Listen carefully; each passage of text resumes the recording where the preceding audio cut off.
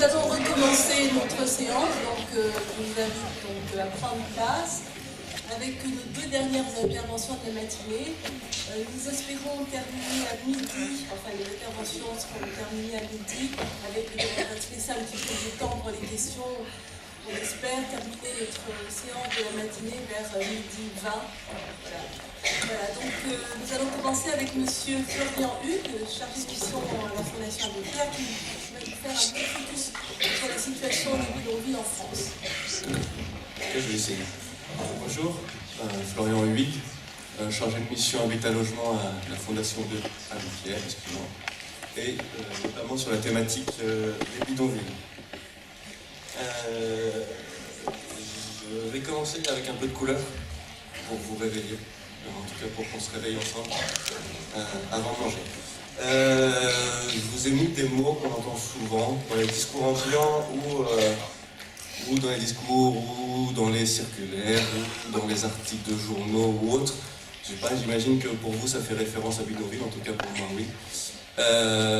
C'est-à-dire Rome, bidonville, gens du voyage, démantèlement, expulsion, évacuation, on a entendu ça toute la matinée aussi. Campement aussi important. On ne sait plus très bien de quoi on parle en fait. Quand on voit tous ces mots, on entend là, ici des bidonvilles de Rome démantelés, un campement de gens du voyage expulsés quelque part, etc. Et on ne sait plus très bien quelle est la situation. Donc on m'a demandé un peu de venir vous parler de la situation des bidonvilles et également de répondre à la question principale finalement de pourquoi l'habitat temporaire dans les bidonvilles, ou en tout cas en lien avec les bidonvilles. Tous ces mots-là, en fait, c'est assez triste parce que ça crée beaucoup d'amalgame. Finalement, si je vous dis Rome, on pense facilement bidonville ou campement. Et si on dit que tous les Roms habitent dans les bidonvilles, ça fait presque plus personne. Si on dit campement, on pense à réfugiés, comme si c'était naturel, que les réfugiés habitaient tous dans des campements. Je ne sais pas si je parle trop vite ou pas, mais j'essaie de passer les idées. Que ces amalgames et ces confusions, en tout cas, créent et parfois des réponses des pouvoirs publics inadaptées. Et c'est pourquoi l'habitat temporaire pourrait être adapté à ces questions de bidonville et de personnes qui habitent en bidonville s'il est à peu près bien mené avec l'accompagnement dont parlait M. Mathieu. Nous, en tant que Fondation Abbé Pierre, avec d'autres acteurs, on fait le constat qu'il y a une augmentation des personnes sans logement ou très mal logées. Vous avez eu un peu les segments du mal logement par Didier Vannenet, vous voyez de quoi on parle, et qu'il y a un repli sur des formes de non-logement. On parle de plus en plus de personnes qui sont en camping, de personnes qui sont à la rue, de personnes qui auto-construisent leurs solutions. Un bidonville, si ce n'est une autoconstruction de solutions, je ne sais pas ce que ça peut être. En tout cas, pas un campement où on passe et où on fait du camping, je pense. Et on imagine que en tout cas cette augmentation, et Didier Vannenet ne l'a pas dit, mais entre 2001 et 2014, il y a 50% d'augmentation des personnes à la rue, par exemple, née de facteurs multiples, que ce soit l'augmentation du prix de l'immobilier, que ce soit la spécialisation des villes, que ce soit la diminution de logements accessibles, en tout cas en termes de prix à des personnes, des ménages en précarité, et des questions économiques. Et que ces facteurs donc créent toutes ces formes plus en plus visibles d'autoconstruction à défaut de solutions pérennes et de solutions en tout cas dignes pour les personnes. Et donc on voit réapparaître dans ces solutions les bidonvilles ou les campements. Quand je vous disais que ça ressemblait naturel, quand on dit Rome et bidonville ou campement à réfugiés, et puis on parle de campement, donc de passage ou de choses temporaires, mais contrairement à l'habitat temporaire beaucoup moins intéressante. On oublie qu'en fait ces personnes qui arrivent sur ces terrains cherchent à avoir en tout cas ils ont des projets durables de vie qui sont contrariés par les facteurs dont je parlais juste avant et qui sont contrariés aussi par des discriminations de tout ordre, qu'elles soient l'accès aux droits, qu'elles soient des discriminations ethniques, qu'elles soient des discriminations d'accès aux services en tout cas de droit commun. Et puis on se rend compte que ces personnes en fait sur ces terrains sont de toute origine, européens ou non, et certainement pour certains, en tout cas, c'est pas la question. D'ailleurs, pour l'anecdote, ça me fait penser, j'ai eu le vent d'une étude en 66, je suis un peu en retard, mais en 66, on parlait déjà de bidonville, et puis c'était le ministère de l'Équipement qui avait fait une étude sur et 75 000 personnes en bidonville, et il y avait en gros 40% de personnes qui venaient du Maghreb, 20% de Portugais, 20% de Français. On tombe à peu près sur les mêmes chiffres pour dire qu'en fait la question n'est peut-être pas celle de la population qui habite, mais bien de la précarité et de ces facteurs de précarisation. Et puis on parlait aussi, juste pour l'anecdote encore, on parlait de Français d'Algérie, musulmans d'Algérie je crois. Maintenant on parle de Roms un peu comme on parlait à l'époque de ces personnes.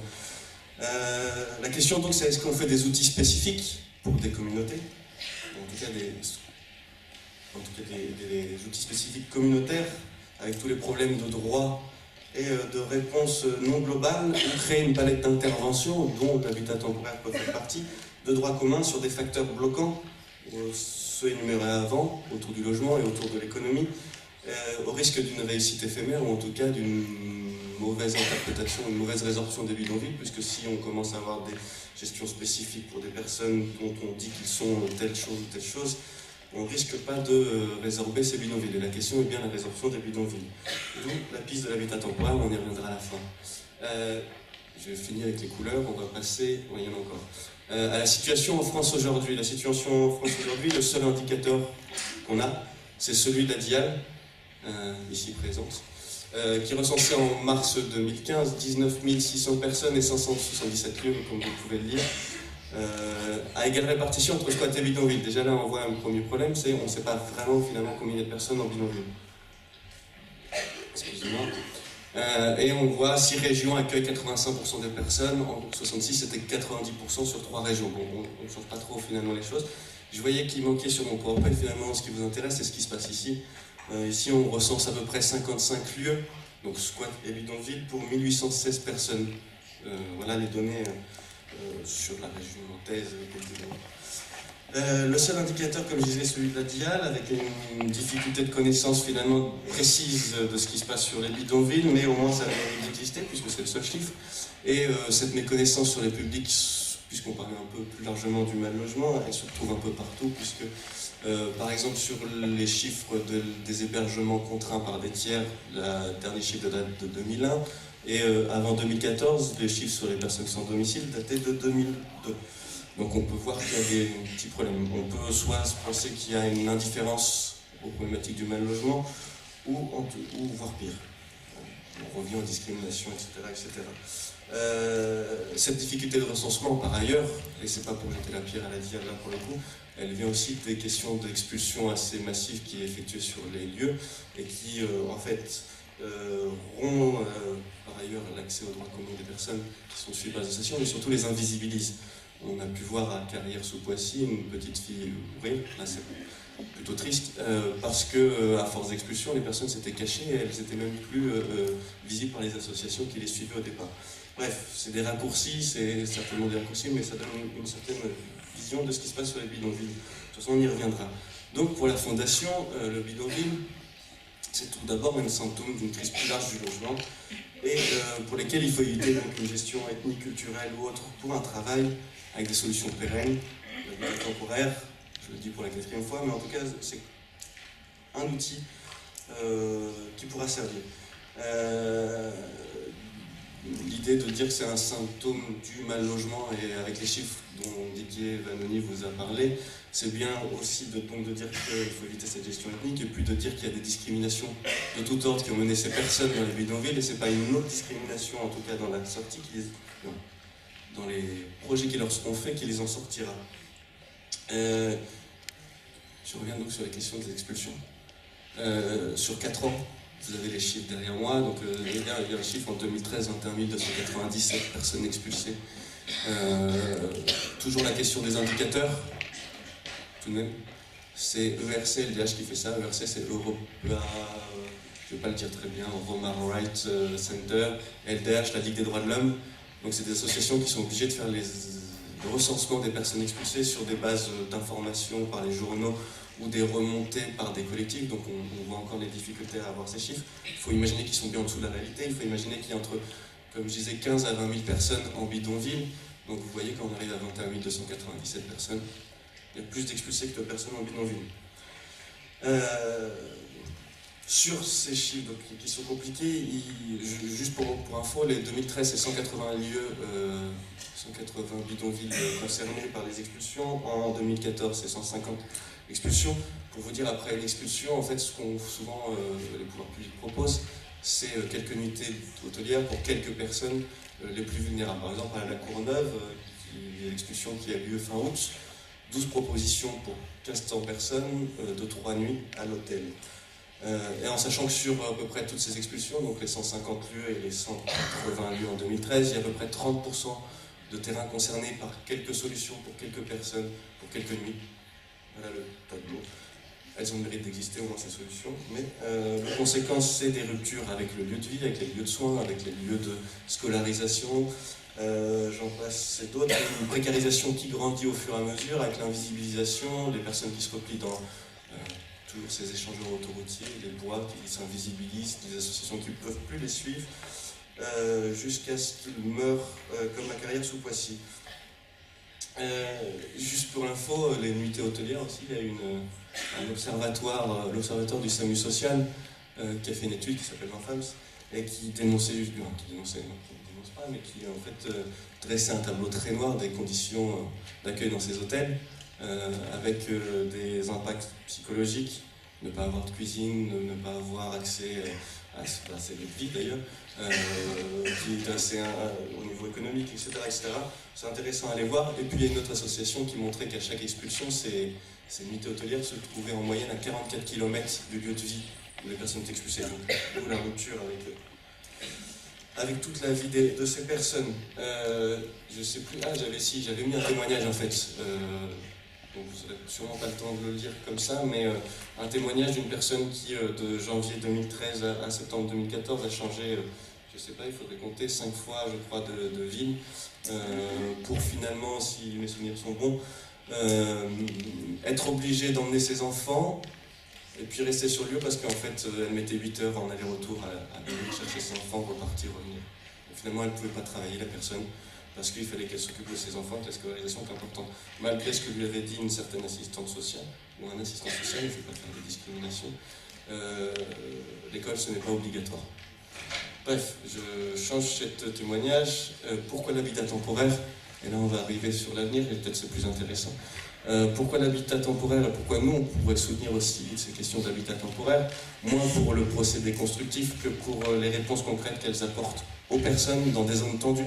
Parce que s'il y a des solutions de logement, ou s'il y a des solutions de logement vraiment pérennes, on va préférer que les personnes aillent dans du logement pérenne que dans des modules qui soient dignes et confortables autant qu'on veut, mais on préférera du logement vacant ou toute solution en dur que l'habitat temporaire. Je parle de la Fondation de Pierre, bien sûr.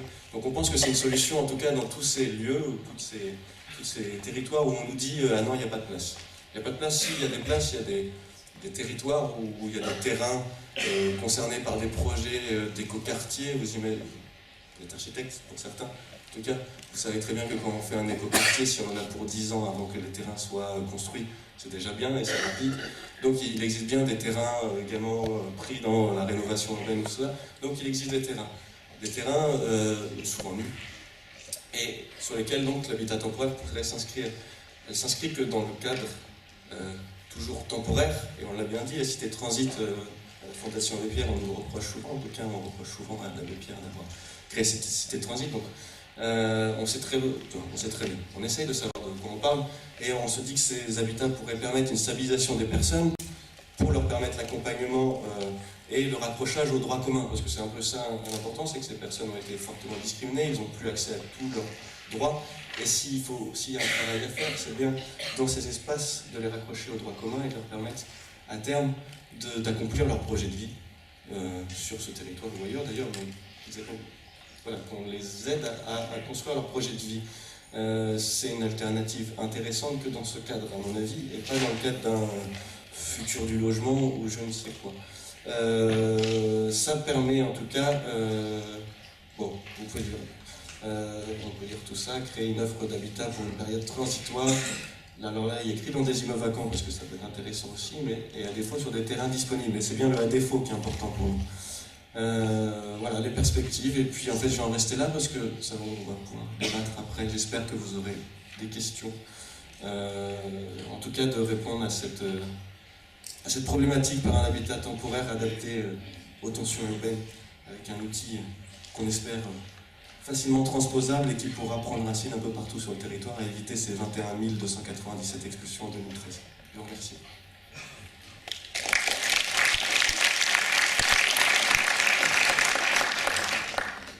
Donc, à moi de continuer. Donc, moi, je suis vice-présidente du Nantes Métropole en charge de la coopération décentralisée des populations migrantes et de l'hébergement spécifique. Vous voyez, c'est tout un programme, rien dans le monde. Donc, je vais essayer de vous présenter quel est l'engagement aujourd'hui de Nantes Métropole pour la recherche de solutions de logement donc adaptées pour répondre à un certain nombre de besoins. Donc le logement, c'est vraiment la porte d'accès au droit et c'est vraiment dans ce cadre d'accès au droit et de sortie de l'exclusion sociale dans lequel il faut se placer. Donc on va faire défiler un certain nombre d'images qui correspondent à des réalisations.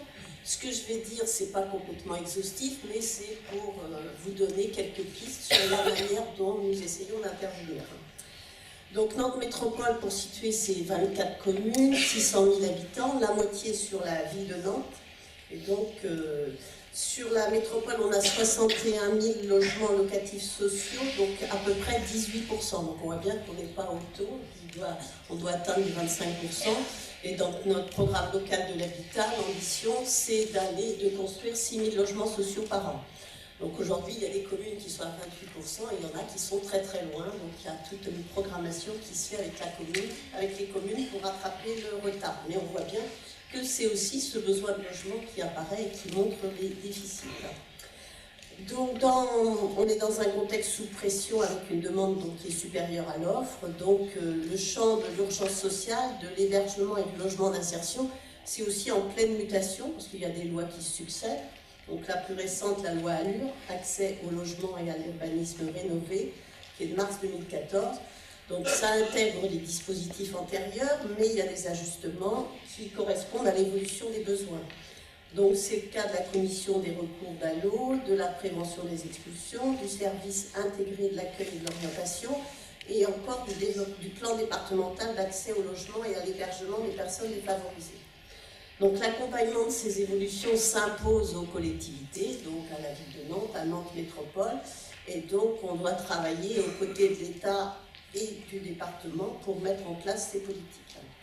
Donc Nantes Métropole, donc avec sa présidente Johanna Roland, donc on choisit d'avoir une politique d'action sociale pour répondre aux besoins d'accueil des populations dans leur diversité.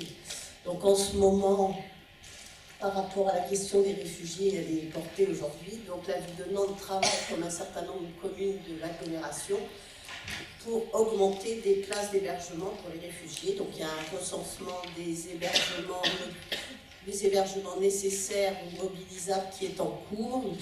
Les services, il y a des citoyens, il y a un certain nombre de citoyens. On peut signaler qu'il y en a pas mal. On a un milieu associatif fort sur l'agglomération et de nombreux citoyens se mobilisent aussi pour répondre à ces questions. Donc les finances publiques se réduisent depuis plusieurs mois et voire plusieurs années. Donc il faut aussi trouver des leviers innovants qui permettent d'apporter des réponses aux plus fragiles des populations. Donc le concours Minimaus, la nouvelle maison des jours meilleurs, pour nous c'est un double intérêt. D'abord répondre à des besoins spécifiques en matière de logement. Et puis aussi, il y a un aspect économique, puisqu'il y a la filière bois, et entre autres, on a la chance d'avoir l'école du bois, on a la chance d'avoir Atlan Bois aussi, qui est proche d'ici, qui informe sur toute la filière bois. Et donc, c'est important d'avoir ce partenariat aussi au niveau de la filière bois. Donc, ces besoins spécifiques sont apparus depuis plusieurs années, mais notamment par rapport à l'évolution des flux migratoires en provenance de l'Europe de l'Est. Donc, je vais parler d'abord de l'accueil des populations roms. Donc, sur l'agglomération, sur les chiffres, alors Florian a dit 1800, voilà, donc ça évolue très vite. Les chiffres, ils ne sont jamais, puisque c'est vrai qu'avec les expulsions, parfois les retours, etc., on dit 1700, 1800, bon, peu importe. Donc, c'est le nombre qui vivent en bidonville sur le territoire métropolitain. Donc sur ces familles-là, pour le moment, depuis plusieurs années, donc il y a une cinquantaine de familles qui ont été relogées par le dispositif d'insertion par le logement. Et la ville de Nantes a conventionné un premier terrain en 2005, route de Sainte-Luce, et développé depuis 2009 un dispositif de relogement des familles ayant un projet de vie en France. J'ai trouvé intéressant que tu utilises le même terme, projet de vie, parce que c'est bien là-dessus qu'on travaille. On travaille sur les projets de vie en France. On travaille aussi, même si ce n'est pas l'objet aujourd'hui, sur les projets de vie en Roumanie et par rapport à des familles qui souhaitent pouvoir vivre correctement dans leur pays. D'ailleurs, en partenariat avec la Fondation Abbé Pierre pour financer parfois des réhabilitations de logements. Donc, sur ce terrain, donc, on a environ 6000 personnes qui sont passées en terrain illicite sur la métropole et il y en a 550 qui sont passées sur les terrains d'insertion de la ville de Nantes. Aujourd'hui, il y a 9 familles qui sont sur un terrain qui est situé quai au sol, c'est au bout de l'île ici, c'est pas très loin d'ici. Alors, il y a aussi d'autres communes qui ont mis en place des dispositifs de terrain d'insertion, mais bon, je ne vais pas rentrer dans tout le détail. Hein. L'essentiel, c'est de montrer des initiatives qui se sont faites. Donc le terrain qui est proposé dans le cadre du concours Minimaus rue des Marchandises, donc c'est pas très loin d'ici, a pour vocation d'accueillir une dizaine de familles migrantes de l'Est, donc celles qui sont sur le quai Wilson, ou celles qui, puisqu'il y a des rotations, hein, dans le cadre d'un parcours d'insertion par le logement et l'emploi. Hein, c'est vraiment dans le cadre d'un parcours d'insertion. Donc la ville de Nantes souhaite que ce site ne fasse pas l'objet d'une mise à l'écart et puisse s'intégrer dans l'environnement urbain et social propre à l'île de Nantes. L'île de Nantes, c'est vraiment un quartier en plein développement, voilà, il y a beaucoup d'activités, beaucoup. Donc l'idée, c'est pas d'en faire un terrain de relégation. Hein. Donc les familles restent en moyenne 18 mois sur le site avant d'intégrer un logement ou de partir vers un autre projet personnel. Donc les compositions familiales sont diverses. Les enfants sont pour la majorité scolarisés dans les écoles alentours. Donc la ville souhaite que ce site puisse avoir une vocation préventive et pédagogique en permettant la sortie de bidonville, une insertion rapide dans un logement de droit commun. Le but, hein, c'est bien d'aller dans le droit commun. L'objectif est d'accompagner les familles vers les logements individuels par un travail social de proximité. Les différents facteurs indispensables à cette étape sont l'obtention d'un emploi, l'autonomie financière, la bonne scolarisation, un suivi social établi. L'objectif est également que ce site fasse l'objet d'une pleine intégration dans l'environnement urbain, économique et social. Donc voilà, sur ce site, sur le terrain des Marchandises.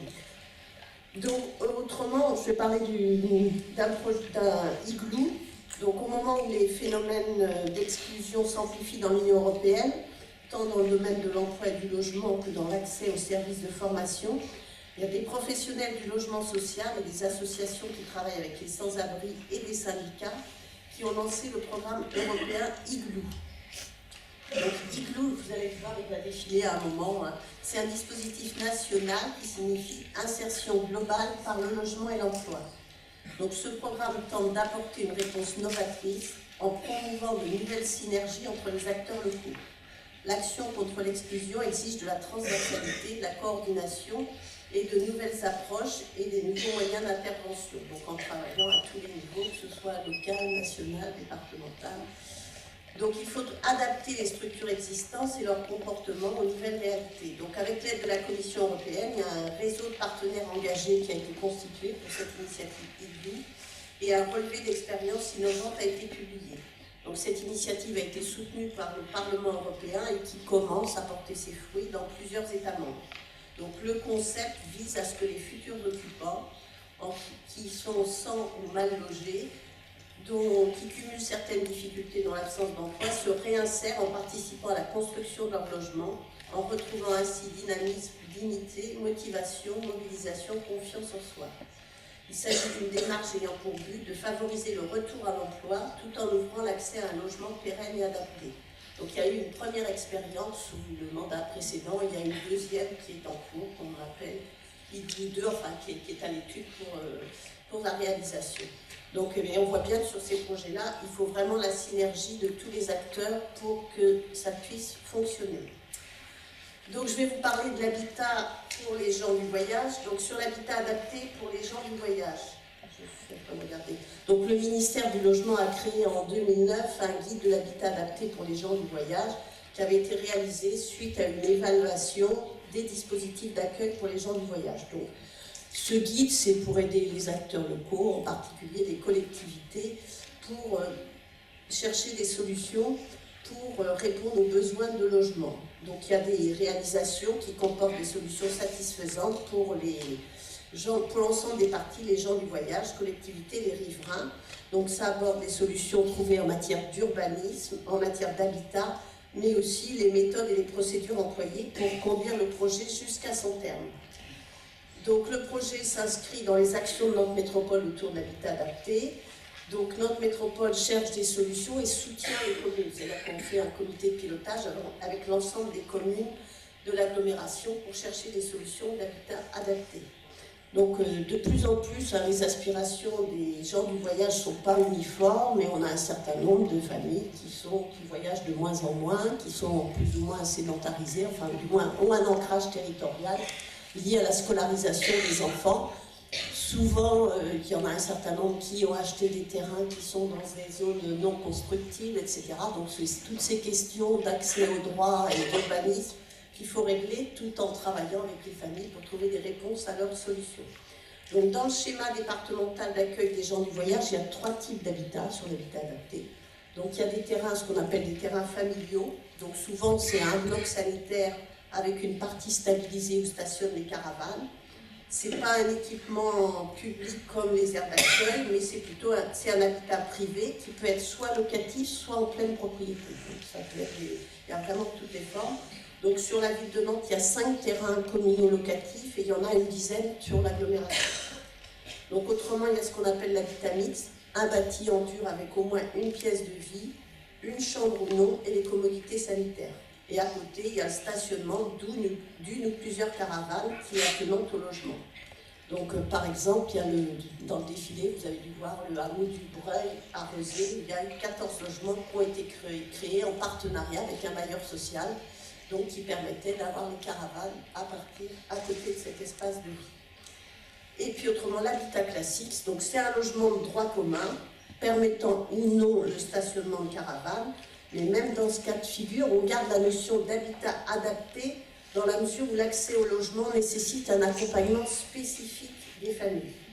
Donc en termes de gestion locative, donc il y a l'exemple de Paris, où c'est 3 logements qui étaient réservés à des instituteurs, qui ont été confiés à une association qui est présente ici cet après-midi, qui en assure la gestion locative.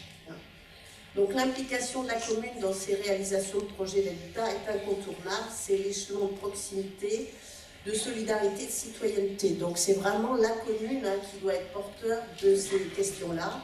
Et donc nous, on apporte un soutien logistique pour ces réalisations. Donc dans le plan local de l'habitat, on a réaffirmé la nécessité de prendre en compte l'habitat des gens du voyage, de permettre le développement d'habitats adaptés. L'agglomération aussi veut redonner leur place première aux aires d'accueil, puisque les aires d'accueil, normalement, c'est de l'habitat, c'est un passage provisoire, donc de plus en plus les familles restent à l'année. Il faut savoir aussi qu'on a beaucoup de campements illicites de gens du voyage, si on utilise le terme, sur l'agglomération. Donc, juste un petit mot sur l'habitat participatif. C'est vrai que la loi Allure a permis aussi de favoriser l'habitat participatif, qui est une démarche citoyenne qui permet à des personnes de s'associer, le cas échéant, avec des personnes morales pour participer à la définition, la conception de leur logement et à des espaces destinés à un usage commun. Ça permet de construire ou d'acquérir des immeubles et de travailler en commun sur une gestion des lieux. Cette notion-là, ça peut répondre aussi à des besoins spécifiques. Il y a quelques réalisations, mais qui ont été faites à l'initiative de particuliers, souvent groupements de particuliers, ou avec des aménageurs. Ça s'est fait avec des aménageurs, mais c'est pas... Jusqu'ici, il y a peu de projets portés en direct avec la métropole. Donc, sur le plan départemental de l'habitat, on a un plan départemental de l'habitat dans lequel la place des personnes défavorisées, le logement des personnes défavorisées doit figurer pour développer des réponses aux besoins spécifiques. Donc, l'offre d'hébergement, autrement d'insertion et de logement c'est localisé essentiellement sur Nantes Métropole et la Carène, sur Saint-Nazaire. On voit que tout ce qui est insertion, les places en CHRS, il y a 662 places, un centre d'hébergement et d'insertion sociale. Il y a 144 places en maison relais et 58 places en résidence accueil. Donc plus de la moitié des logements sont dans l'agglomération et c'est vraiment regroupé sur les agglomérations. Donc on a un engorgement des structures d'hébergement, il y a très peu de fluidité entre les places, les structures d'hébergement et l'accès au logement autonome. L'hébergement d'urgence aujourd'hui, c'est 2000 logements différents pour solliciter le 115 en 2011, je n'ai pas les chiffres plus récents, voilà. Mais donc avec des problématiques très diverses, comme ce qui était dit tout à l'heure, sur le 115. Donc le taux de satisfaction par le 115, c'est très faible, donc il y a une faiblesse de l'offre directement mobilisable. Aujourd'hui, c'est 17 places par jour pour les personnes isolées et pratiquement pas de place pour les familles. Donc voilà, ça montre bien la problématique aujourd'hui. Donc il y a une attention particulière aussi qui est portée sur les logements d'urgence communaux. Beaucoup de communes ont des logements d'urgence.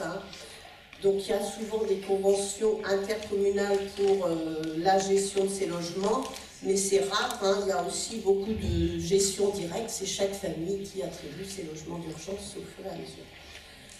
Donc voilà, pour notre métropole, donc, la participation au concours, je sais que c'est la première fois qu'une collectivité participe au concours et on est très satisfait de participer à ce concours. Donc c'est très en lien avec des problématiques qu'on a concrètement sur le territoire. Et donc l'idée, c'est bien aussi de trouver des réponses innovantes à ces questions-là. Donc le partenariat, donc ça nous donne une grande satisfaction. C'est riche et prometteur. On espère que c'est le début et qu'il pourra y avoir d'autres partenariats dans ce sens-là. Ce que je peux préciser, c'est que dans ce nouveau mandat, on a un nouveau service à la métropole qui est le service égalité, mixité, accès aux droits. Et toutes ces questions-là, elles sont bien dans ce cadre-là. Égalité, mixité, accès aux droits. Et donc, il s'agit bien de donner un accès au logement facilité, que ça devienne une réalité. C'est pas simple. Je ne vais pas vous dire qu'on a toutes les solutions tout de suite. Ça prend du temps. Aujourd'hui, c'est vrai que l'enjeu, c'est que dans le futur plan local d'urbanisme métropolitain et le futur programme local de l'habitat, toutes ces questions-là soient bien intégrées pour que ce soit aussi porté par l'ensemble des collectivités. Et donc, voilà, de mobiliser l'ensemble des communes pour que tout le monde soit partie prenante dans cet accueil. Merci.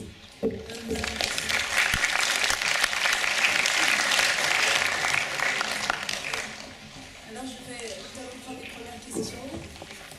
Monsieur, est-ce qu'on peut faire passer le micro, s'il vous plaît?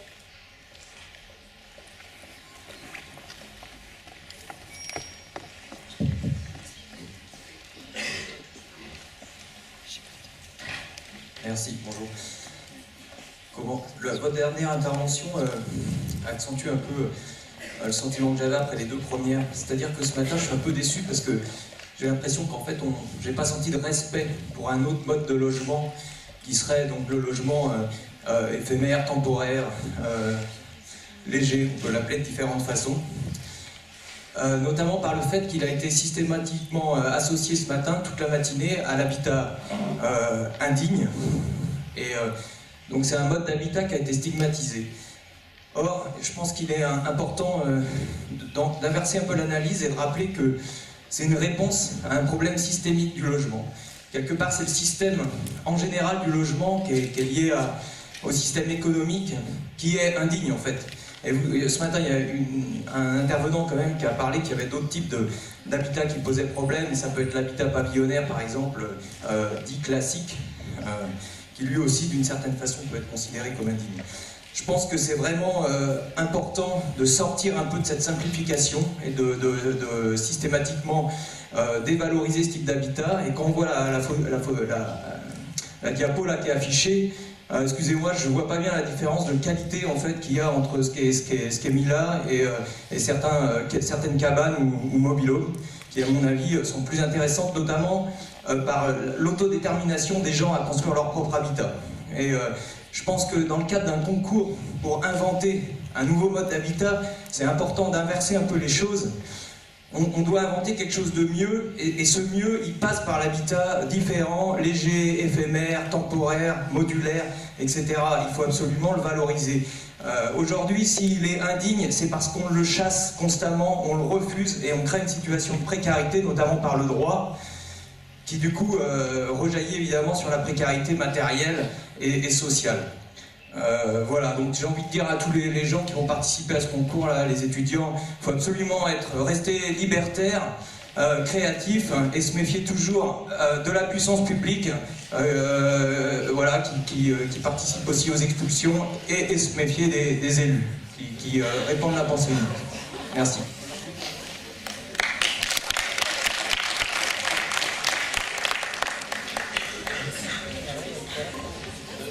Juste, parce que je ne me sens pas pouvoir public, donc ça me va, etc. C'est heureux. Si moi je parle en tout cas d'habitat temporaire et modulaire, c'est bien dans le cadre des bidonvilles et des réponses qui sont apportées là aux bidonvilles et aux questions de vacances. Et on ne parle pas de l'habitat mobile, dont Alem est un bon représentant et avec qui vous pouvez parler, j'imagine que vous avez déjà discuté. Donc on ne parle pas de la même chose. Alors sur la dernière photo, on peut être d'accord, on peut se dire que c'est peut-être pas mieux qu'un habitat modulaire, mais bien en correspondance avec les besoins des personnes. C'est-à-dire un habitat transitoire et temporaire. Transitoire, j'aime pas trop. Temporaire pour que les personnes réalisent leur projet de vie. Donc après, si leur projet de vie, c'est d'habiter dans un logement confortable et temporaire et mobile et tout ce que vous voulez, soyons libertaires, il n'y a pas de souci. Moi, je me sens un peu visée, donc je vais répondre. Voilà. Bah, je pense que les images, ça ne traduit pas ce qu'il y a derrière. J'ai bien parlé d'accès au droit, et c'est un travail qui se fait avec les familles sur leur projet de vie. Le terme projet de vie, il est bien là. Et c'est pas, après, je ne vais pas vous dire que c'est simple de répondre à des projets de vie qui sont différents et que c'est simple de convaincre tout le monde. Après, l'idée, c'est bien d'avoir des choses, des solutions innovantes qui peuvent répondre à tout type de solutions d'habitat. Hein. C'est pas uniquement, voilà, nous, on a ciblé sur la problématique qui nous est posée aujourd'hui. On a des besoins sur lesquels il faut qu'on trouve des réponses, des solutions. Voilà, je ne vais pas dire que c'est uniquement pour... voilà, Juste ajouter quelque chose, parce que c'est pour les architectes là. En fait, la question de l'habitat temporaire, il faut juste déconnecter deux choses, le procédé constructif et ce qu'on veut faire. C'est ça que je voulais dire dans le côté où il faut répondre aux personnes. Et ça, c'est pour les architectes, c'est bien de penser à un procédé constructif, mais il faut penser pour qui on le fait. Et je pense que en tout cas, il y a eu... des architectes, des écoles d'architectes qui ont beaucoup pensé l'objet et la forme au lieu de penser le social. Donc c'est bien là-dedans que ça s'inscrit, cette intervention.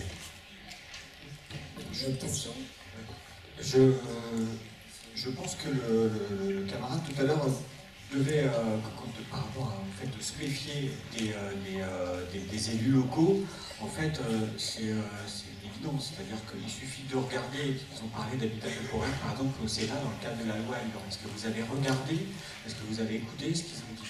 Chacun se renvoie la patate chaude en disant, mais nous, on a déjà du mal à les virer. Quelque part, dans le cadre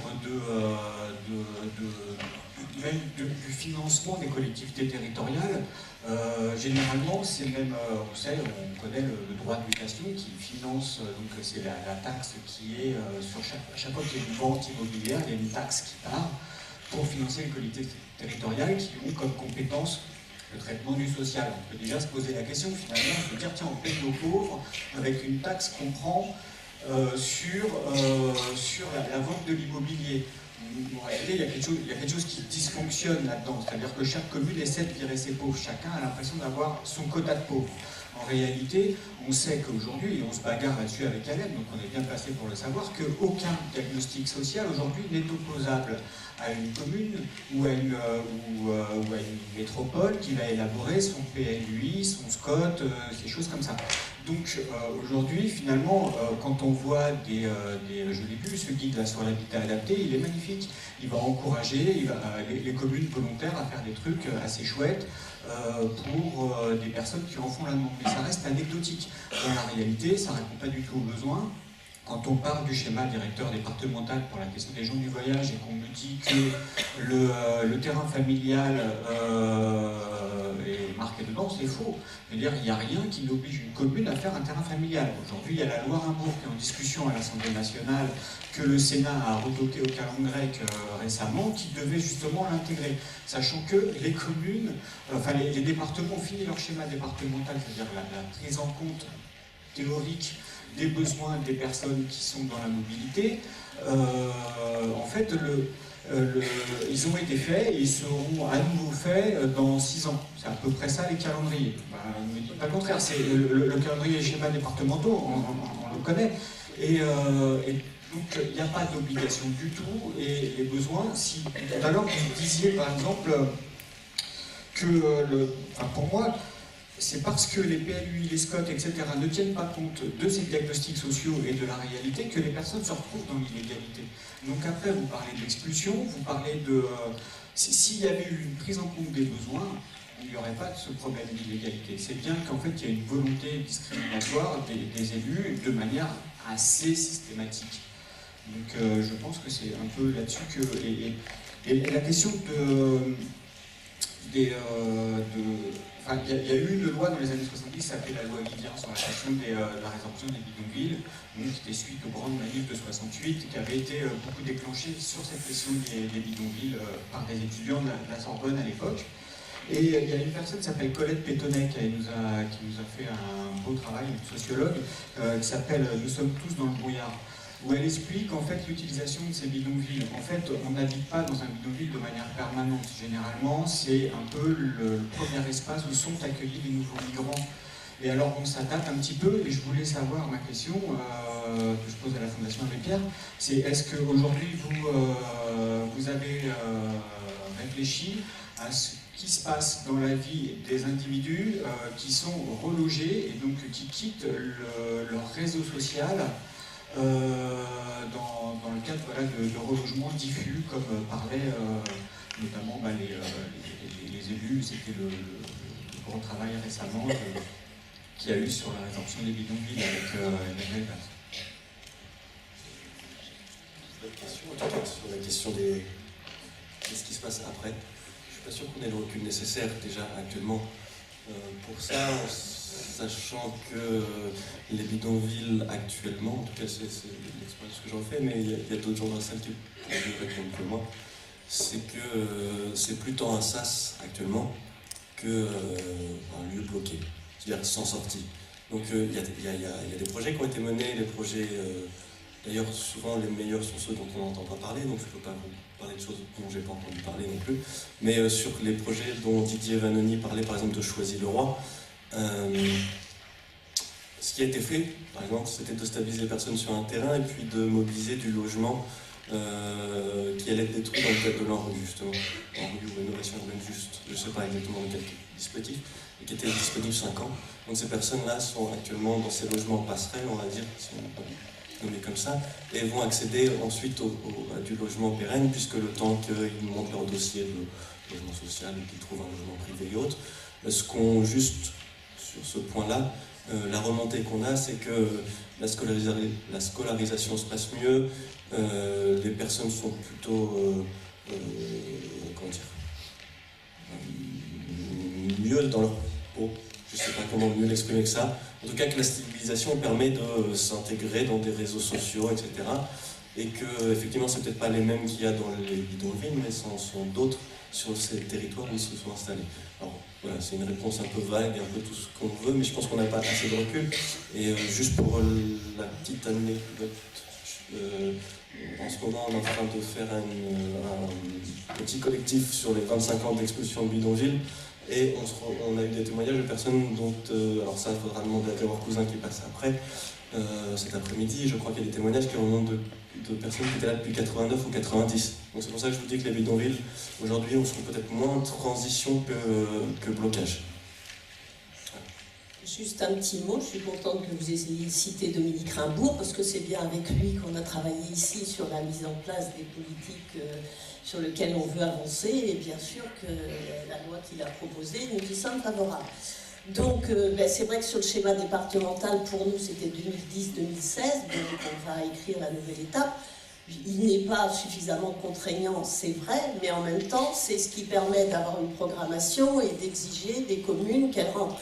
Après, on est quand même face à des problématiques où dès qu'il y a une aire qui est prévue, il y a des recours, etc., systématiques, et on voit bien que la mise en œuvre, elle est compliquée. Hein. Je veux dire, c'est aussi toute la population et les citoyens qu'il faut sensibiliser sur le fait que avoir une aire d'accueil à côté de chez soi, c'est pas déshonorant, hein, voilà, mais je veux dire, c'est tout un travail. De fait, c'est vrai qu'il y a des communes aussi qui ne se précipitent pas pour avoir des aires d'accueil, de même qui ne se précipitent pas pour avoir des terrains d'insertion, des choses comme ça, hein, mais on le sait bien. Mais je veux dire, après, il ne faut pas mettre tous les élus dans le même paquet. Moi, je pense qu'il y en a qui ont la volonté de sortir de cette situation d'exclusion sociale, et que c'est bien toutes les situations d'exclusion sociale contre lesquelles il faut agir. Il ne faut pas stigmatiser et dire, voilà, c'est toutes les situations. On a donné des exemples concrets parce que voilà, il y a des questions concrètes qui se posent sur lesquelles on veut trouver des solutions et on veut pouvoir permettre un habitat digne. On ne veut pas des solutions au rabais, il faut que ce soit un habitat digne et qui soit intégré dans la partie qui est la plus dynamique de la ville de Nantes aujourd'hui. On ne cherche pas justement à les reléguer dans un coin où ils soient mis à l'écart où personne ne les voit. Hein.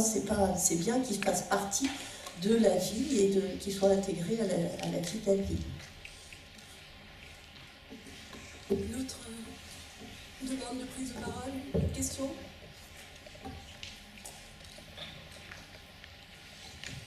Merci pour vos interventions. Je voulais faire peut-être le lien avec la question de ce matin sur la corrélation et la causalité. En fait, je pense que c'est un lien avec l'idée de la méfiance vis-à-vis des élus. En tout cas, on peut se méfier parfois d'inversion de catégories et de liens. Donc on a parlé de causalité et corrélation, mais de voir par exemple on a parlé de logement digne, donc je pense que c'est ça que vous vouliez dire tout à l'heure. La dignité, on peut la voir selon plusieurs points de vue. Dans le logement, par exemple, si du logement pavillonnaire, on peut le voir plutôt dans du squat, etc. Et on parlait de pathologie ce matin. Pour certaines personnes, le fait de vivre seul dans un logement, ça peut être aussi vu comme une pathologie, je veux dire rapidement, un individualisme, etc. Pour certaines personnes, voilà, on peut imaginer que vivre dans du logement qui peut apparaître aux yeux de lieux d'autres organisations comme indigne, en fait, est plus digne, etc. Donc c'est simplement pour accrocher à la question de ce matin, il me semble que voilà, il faut aussi faire jouer ce qui est dans la tête de l'administration, parfois comme étant bien ou mal. On peut aussi très rapidement inverser les catégories de ce qui est digne ou pas, de ce qui est pathologique, parce qu'on peut aussi voir la pathologie de l'autre côté. Voilà. Après, juste sur ça, je pense qu'il y a une petite... En tout cas, il y a une confusion parfois, mais c'est pas les bons termes. Hein. Je ne suis pas chercheur, j'aurais du mal, mais entre le subi, ou en tout cas l'indignité contrainte ou subite par les personnes, et puis des personnes qui ont décidé de vivre tel ou tel endroit, et qu'on ne peut pas qualifier d'indigne, qu'on ne peut pas les qualifier autrement que quelque chose que les personnes ont choisi. Et c'est là où je pense que c'est juste la grande répartition, et quand on parle des personnes en bidonville, on parle rarement de personnes qui ont choisi de vivre en bidonville, et c'est bien ça dont il faut parler, et sinon il n'y aurait pas des expulsions, il n'y aurait pas des choses comme ça je pense si c'était une question de choisir. Bref, je sais pas, je m'embrouille un peu, mais je pense que c'est ça la grande différence. Et je pense que les questions que Alain soulève sont aussi dans ce créneau qui sont entre si on choisit ou pas l'habitat temporaire, si on choisit ou pas l'habitat mobile, et on ne choisit pas malheureusement de vivre en bidonville. C'est jamais entièrement cloisonné le choix. Est-ce que vous pouvez... Oui, c'est pas cloisonné certes, mais c'est pour ça que je dis que c'est pas les bonnes catégorisations et que parfois on dit qu'on a choisi cet habitat, mais en fait on l'a peut-être subi, puis des fois l'inverse, etc. C'est beaucoup moins simple que ça, mais c'est juste pour essayer de faire une catégorisation à la volée de ce qui se fait dans ce débat et pour que d'autres personnes puissent aussi l'entendre comme ça. Mais c'est important en fait de parler de ça, en fait c'est tout à fait le sujet, hein. Je suis entièrement d'accord avec vous. Mais je pense que dans l'habitat, là ce matin on a considéré classique en opposition à l'habitat qu'on essaie d'inventer, Il se trouve que l'habitat classique, que ce soit les appartements en ville ou les logements, les pavillons, etc., tout n'est pas choisi. On n'a pas choisi le coût, on n'a pas choisi le coût du terrain, on ne choisit pas l'architecture, on ne choisit pas les règlements communaux, et on ne fait que s'adapter à plein de contraintes et à essayer d'y caser quelques petits choix qu'on peut faire. Et finalement, un de ces choix, c'est d'échapper complètement à certains modèles et d'en choisir d'autres, donc qui peuvent être donc le bidonville, la caravane derrière une maison, le mobil-home dans un camping.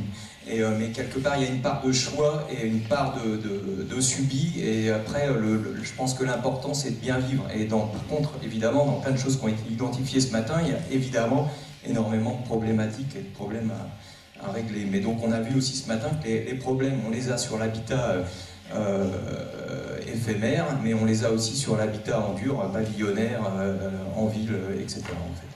Donc il ne faut pas trop cloisonner ce qui est bien et ce qui n'est pas bien, et trop stigmatiser l'habitat éphémère. Normalement, ce n'est pas l'objet de la journée, on est là pour le mettre en valeur, plutôt.